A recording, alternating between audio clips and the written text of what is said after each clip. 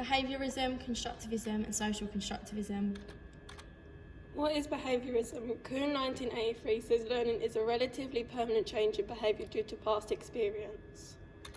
Watson 1920 did a study called Little Albert, which he used classical conditioning, which refers to learning through association.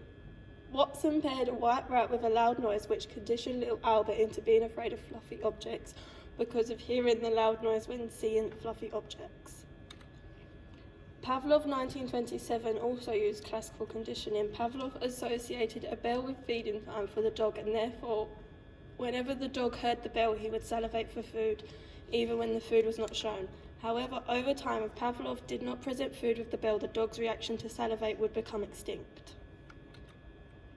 Skinner 1950 used operant conditioning, which is a process through which the strength of a behaviour is modified by reinforcement or punishment. Skinner conditioned rats with two buttons. The green button released food. However, the red button caused a shock in the cage. The rat learned that if it touched the green button, it would be positive, but if it touched the red button, it would have negative effects. What is constructivism? The learner has prior knowledge and experiences which is often determined by their social and cultural environment. Learning is therefore done by students constructing knowledge out of their experiences. Piaget 1950 is interested in how we develop as thinking learners, not just how we behave.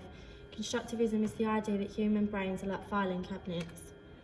Organisation is the human tendency to organise thinking into more psychological structures. Assimilation is understanding new things by putting them into what we already know. Accommodation is changing existing schemes to respond to new things.